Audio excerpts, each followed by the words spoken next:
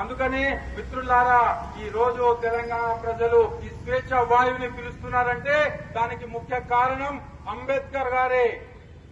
అంతేకాదు ఈ రోజు మహిళలు ఈ రోజు హైదరాబాద్ లో కానీ, మన ఆదిలాబాద్ లో కానీ, మన ఊట్నూరు ప్రాంతంలో కానీ, మన ఇంద్రవెల్లి ప్రాంతంలో కానీ, మన జన్నారాం ప్రాంతంలో కానీ, మన ఖానాపూర్ ప్రాంతంలో కానీ ఇంత స్వేచ్ఛగా ఆడవాళ్లు తిరుగుతున్నారంటే ఆ స్వేచ్ఛ కల్పించింది డాక్టర్ బిఆర్ అంబేద్కర్ గారే.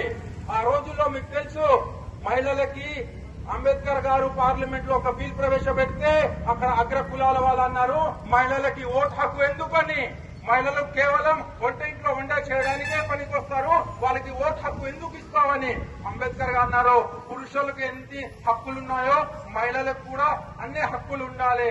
అందుకని చెప్పేసి ఈ రోజు పురుషులతో పాటు మహిళలకు కూడా అన్ని హక్కులున్నాయి. ఈ రోజు మీరు చూస్తే భారతదేశంలో 33% నారీ శక్తి వందన్ అనే బిల్ పార్లమెంట్ లో పాస్ అవ్వబోతుంది. దానికి ముఖ్య కారకులు ఎవరు? డాక్టర్ బిఆర్ అంబేద్కరే. ఆ రోజు 1951లో బిఆర్ అంబేద్కర్ గారు పార్లమెంట్ లో పోరాడారు. మహిళలకి 33% రిజర్వేషన్ ఇస్తేనే మహిళలు అభివృద్ధి చెందారు, మన దేశం అభివృద్ధి చెందుతుంది, మన దేశం అమెరికాతో పోటీ పడుతుంది.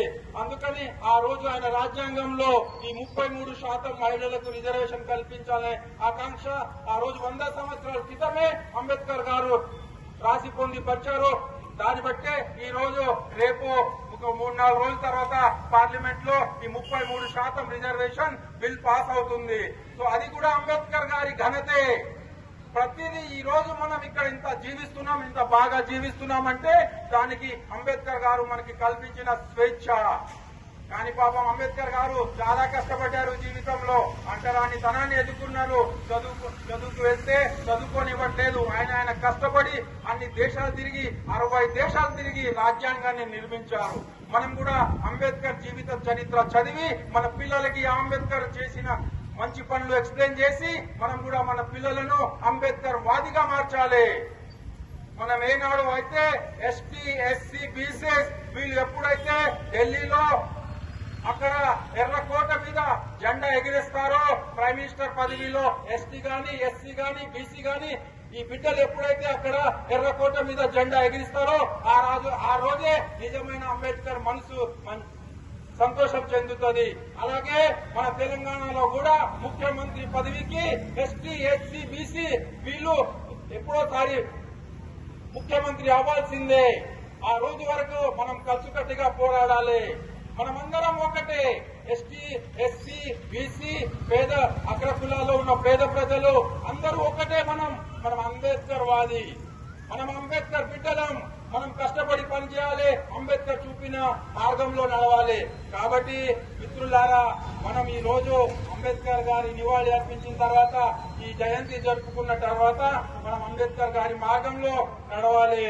ఆ రోజు అంబేద్కర్ గారు 1951లో మన భారతదేశానికి మొట్టమొదట న్యాయశాఖ మంత్రి ఉండే.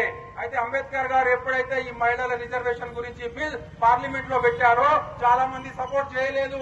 నువ్వు మహిళలకి గాని, ఈ ఎస్టీ, ఎస్సీలకి రిజర్వేషన్ గాని నువ్వు ఎందుకు కల్పిస్తున్నావు అంటే అంబేద్కర్ గారు అన్నారు, నేను జీవించుందే వీళ్ళ గురించి, నేను ఈ మహిళలకి, నేను ఎస్టీ, ఎస్సీ, ఓబీసీలకి నేను రిజర్వేషన్ కల్పిస్తా.